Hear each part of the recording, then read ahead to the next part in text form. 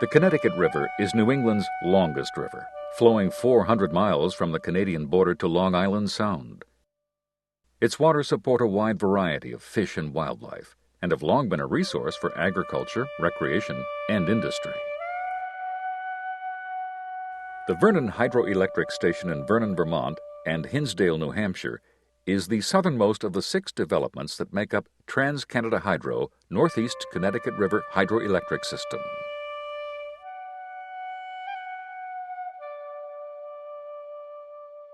Completed in 1909, the station was built to provide electrical power to burgeoning industries in central Massachusetts communities, including Clinton, Fitchburg, and Worcester.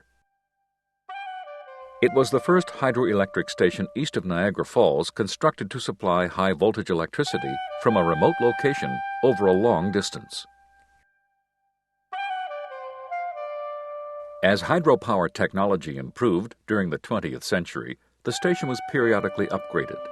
In 2006, a major project was undertaken to upgrade the station's capacity by replacing 4 of the original generating units with high-efficiency, state-of-the-art units.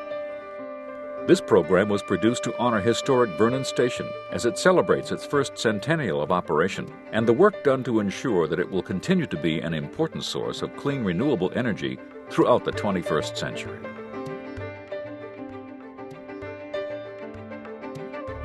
The idea to harness the river was conceived by Henry Harriman and Malcolm Chase, 2 entrepreneurs who saw the growing demand for electricity in the neighboring state of Massachusetts.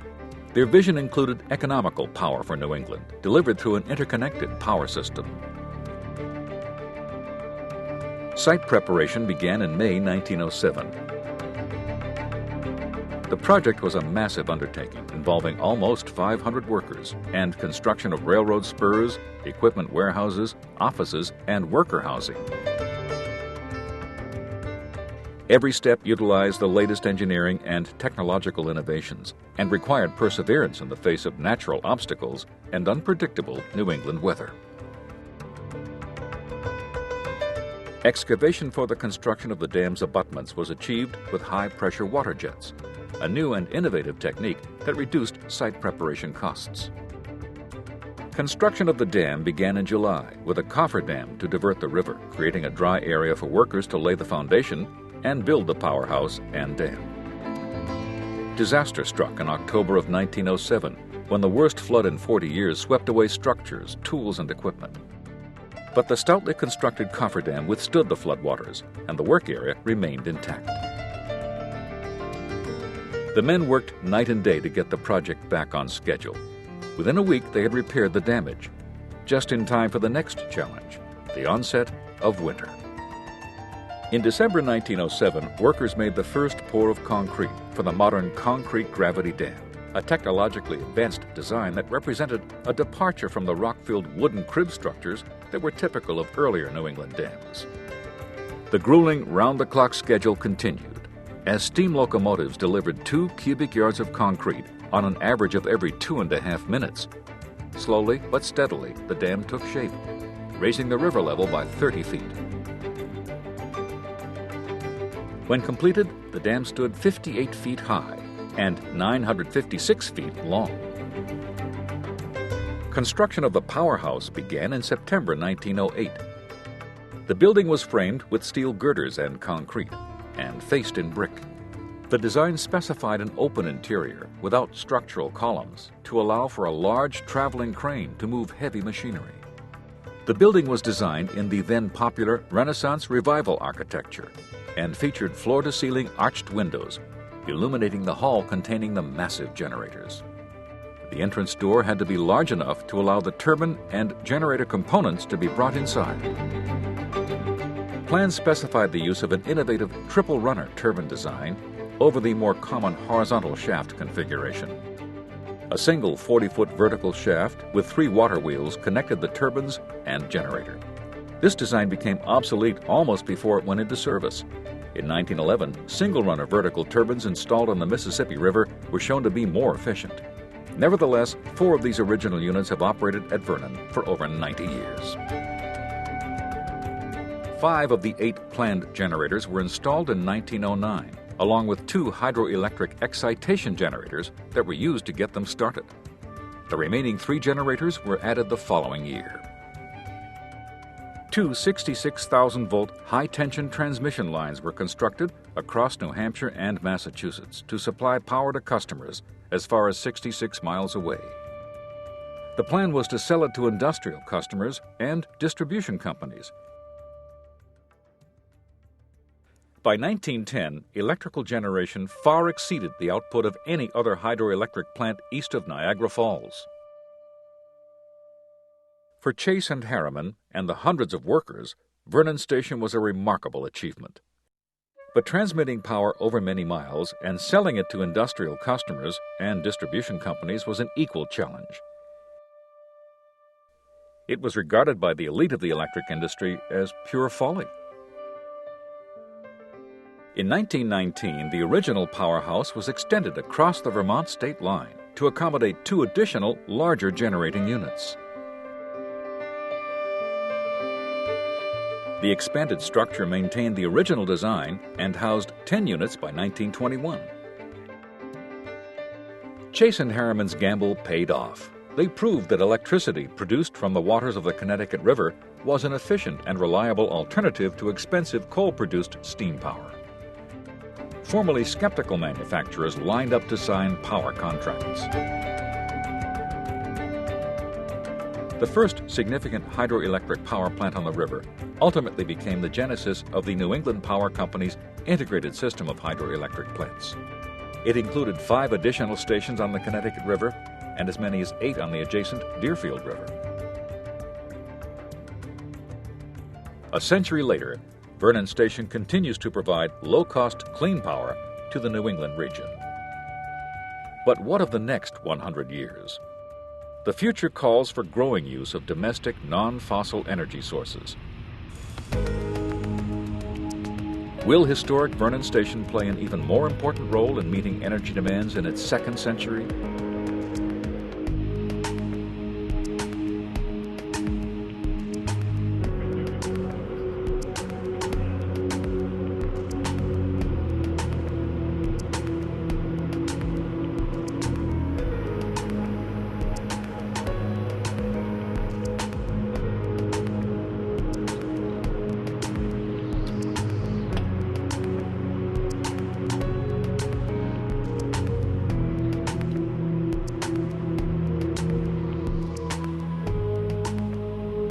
Vernon Station has been remarkably reliable over the years. Although electrical upgrades to automate the plant took place between 1992 and 2008, the mechanical and generating elements remained the same since the 1920s. Finally, after a century in operation, the equipment began to show its age. The original triple runner units, known as Units 5 through 8, became costly to repair and maintain safely.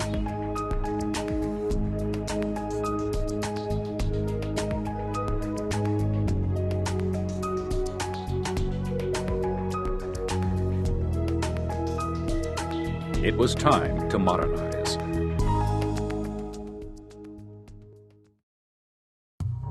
The challenge was to perform the necessary equipment upgrades without significantly affecting the operation of the 6 remaining units, or making changes to the exterior of the historic powerhouse.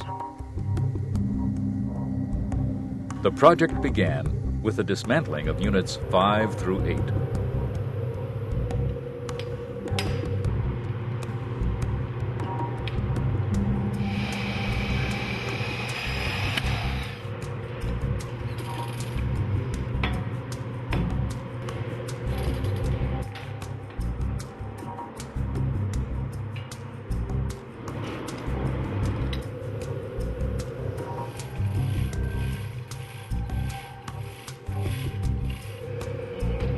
Piece by piece, the generators were taken apart, with the help of the original crane installed 100 years ago. This would be one of its final tasks before replacement.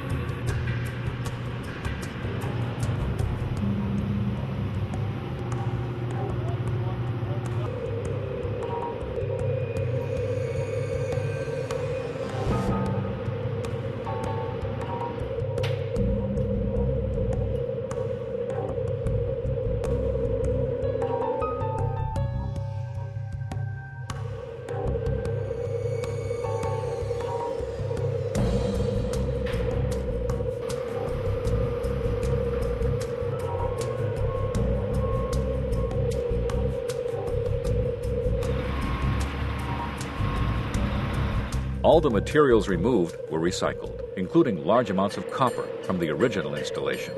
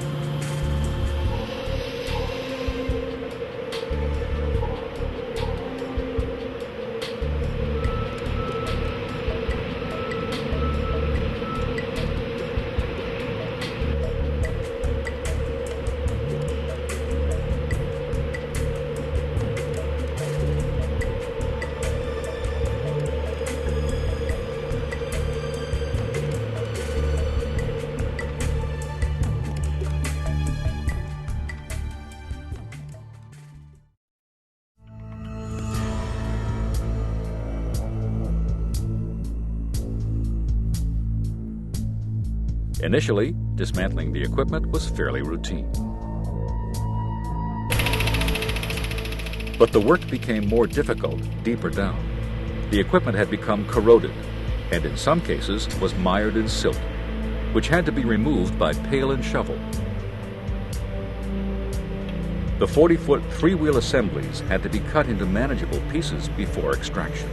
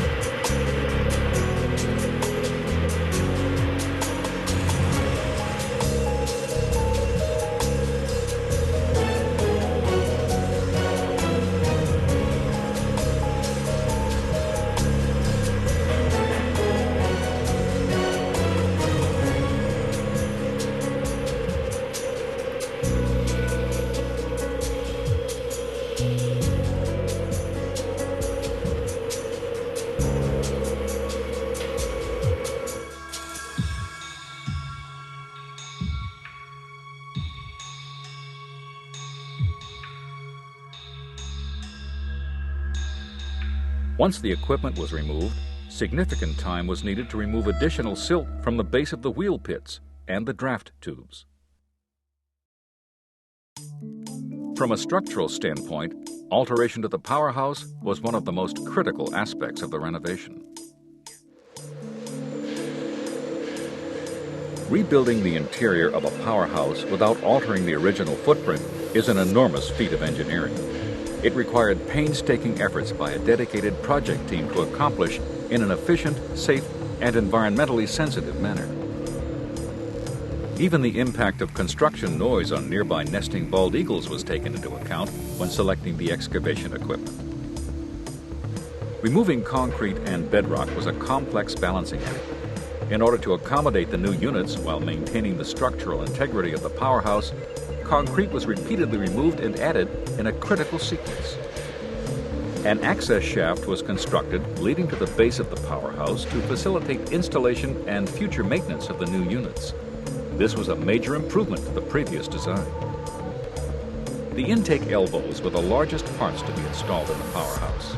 This required temporary removal of the original powerhouse door, a key historic feature of the building. Even the frame was removed in order to squeeze the elbows through.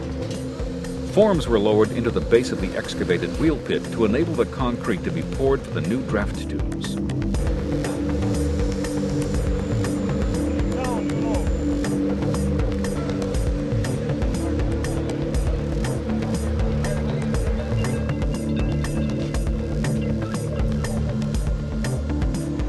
The new generator units have been designed with axial flow Kaplan runners. Water enters the flow tubes horizontally and is directed down through the elbows. The guide vanes control the flow to the Kaplan runner, which resembles a propeller. The angles of the guide vanes and runner blades can be adjusted to capture the maximum energy potential of the water. This allows for more efficient production of electricity, depending upon the river's flow.